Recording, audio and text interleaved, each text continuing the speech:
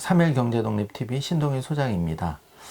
지금 교수님 투자와 소비가 당초 살아나지가 않는데 여기에 대해서 좀 간단하게 한번.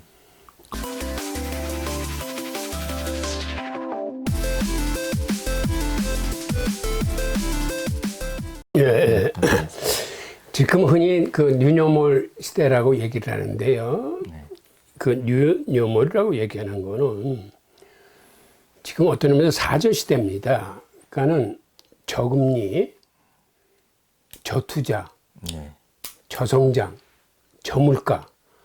이건 인류가 사실은 여태까지 겪어보지 못한 초유의 상황인데, 원래 금리가 낮으면 투자가 살아나서 경제가 성장해야 되는 겁니다. 그런데 이런 옛날의 공식이 이제는 통하지가 않아요. 금리가 낮음에도 불구하고 투자가 살아나지 못하고, 투자가 살아나지 못하다 보니까 성장도 저성장에 머무를 뿐이 없고, 그러면서도 물가는 디플레이션을 걱정할 정도로 저물가입니다.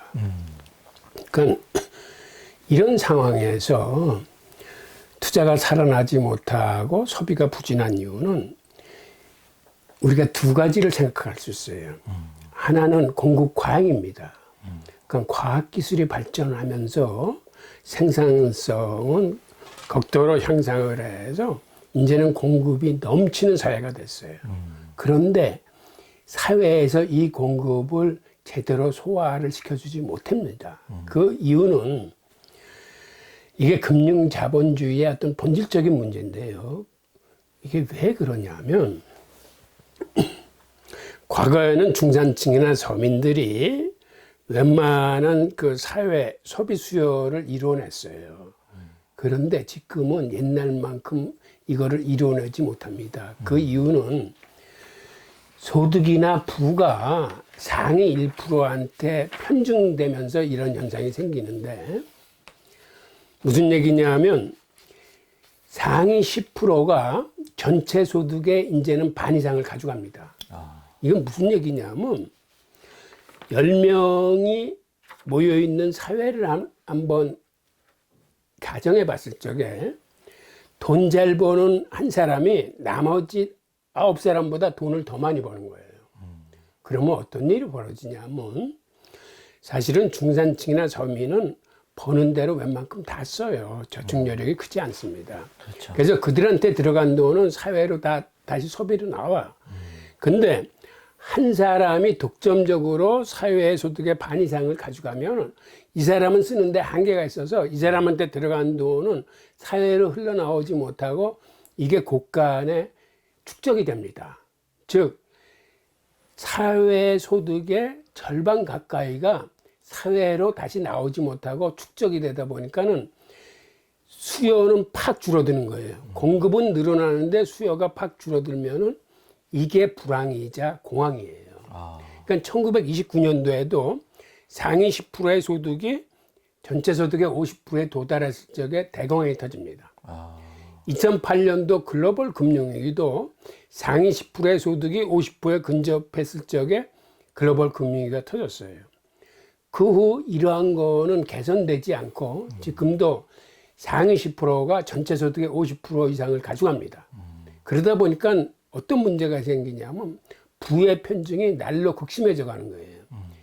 상위 1%가 미국 같은 경우 전체 부의 40% 이상을 상위 1%가 갖고 있습니다. 상위 10%는 75% 이상을 갖고 있어요.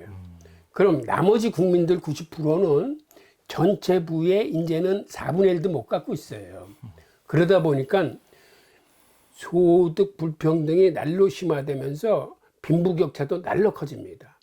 그러면 이 시스템을 우선 갖고 있는 사람들, 월스트리트를 중심으로 한 금융자본 세력들이 풀어줘야 되는데 이게 인간의 탐욕으로 인해서 자정 능력을 갖지 못해요. 근데 이랬을 적에 역사적인 사례를 보면 이러한 빈부격차를 개선시키는 몇 가지의 사례들이 있어요. 그게 뭐냐면 사실은 혁명이나 전쟁이나 전염병 같은 게 이런 빈부격차를 해소시킵니다. 오히려 그러면 이렇게 코로나19 이런 것도 어떤 그런 계기가 될 수도 있겠네요. 이게 긍정적으로 쓰이는 면이 사실은 소득과 빈부격차를 해소시키는 어떠한 그런 기능을 해요.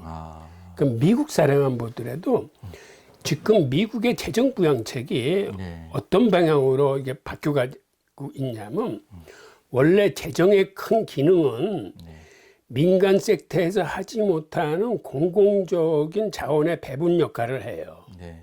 그러니까 뭐 행정 서비스라거나 그러니까 개인 기업들이 그 이윤 개념으로는 할 수 없는 그러한 뭐 공기업을 운영한다거나 이런 걸 하는 게 여기에 속하는 거고, 또 하나는 경제가 불황에 빠졌을 때 경제를 살려내는 경제 활성화 내지 경제 안정화 정책에 재정이 쓰입니다.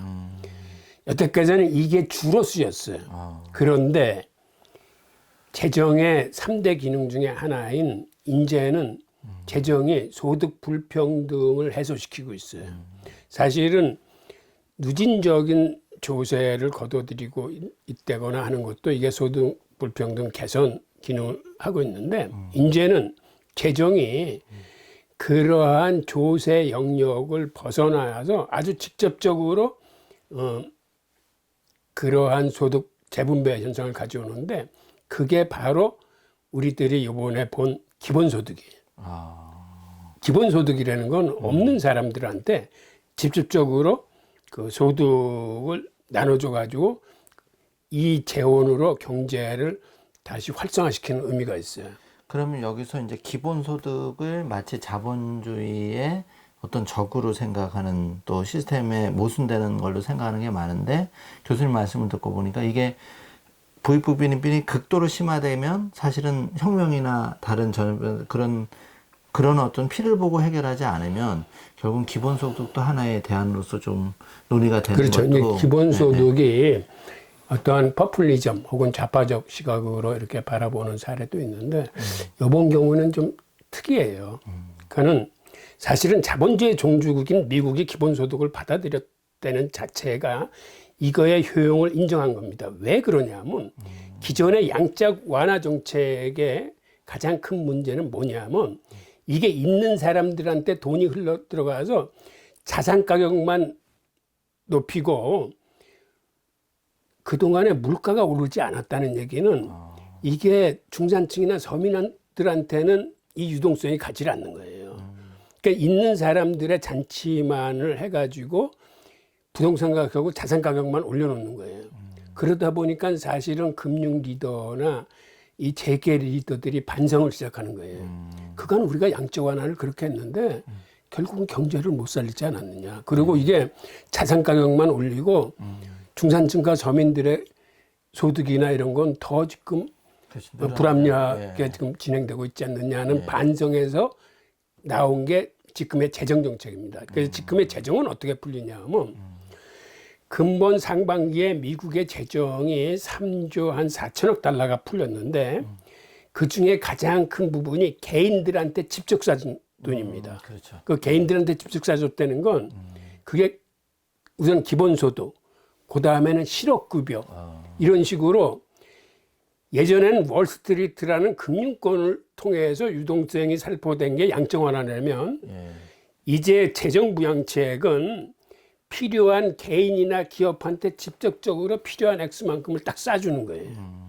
이게 점점 관수식으로, 즉 아주 효율적으로 점점 관수식이라는 이 농법은 사실은 어디서 나온 거냐면 이스라엘의 물이 굉장히 부족한데 그런 과정에서 농사를 짓다 보니까는 스프레이나 이런 걸로 이렇게 비를 뿌려주듯이 물을 주면은 물 낭비가 너무 심하니까는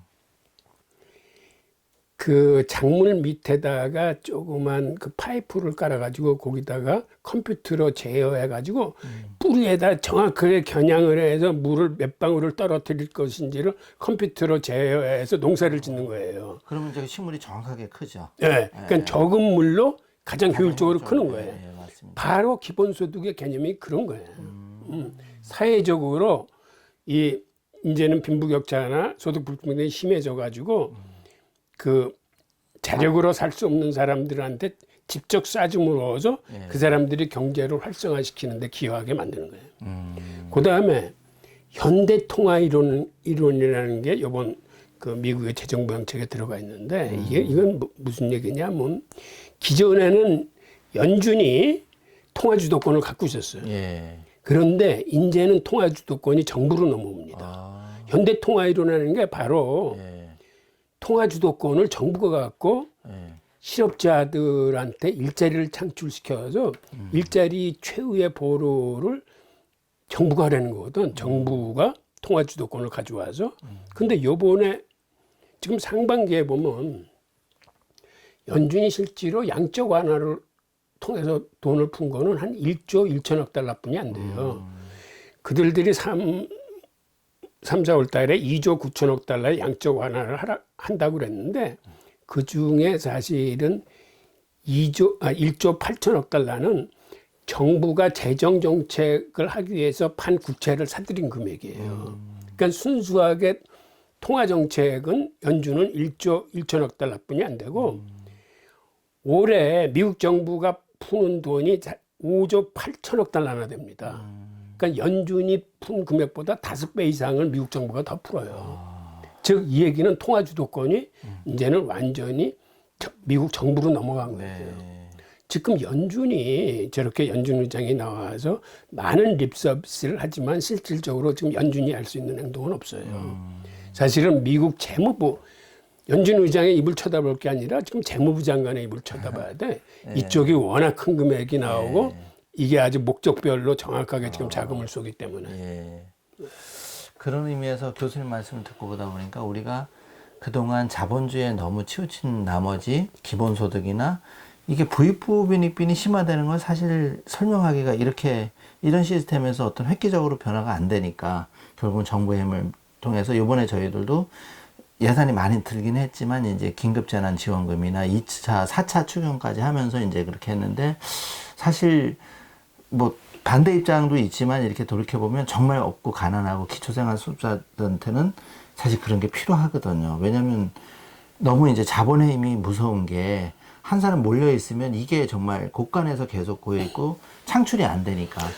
코로나 사태가 예, 예. 지금 긍정적으로 기여하는 분야 중에 하나가 네. 미국의 자본주의 틀이 바뀌고 있어요. 아, 그 틀이 좀 바람직하게 바뀌면. 그간에는 미국의 통화라는 거는 주로 월스트리트를 통해서, 즉 은행권을 통해서 풀렸어요. 아, 근데 정부가 통화 주도권을 가져온 거는 이건 월스트리트가 아니라 메인스트리트로, 즉 실물 경제적으로 직접 돈을 푼 겁니다. 예.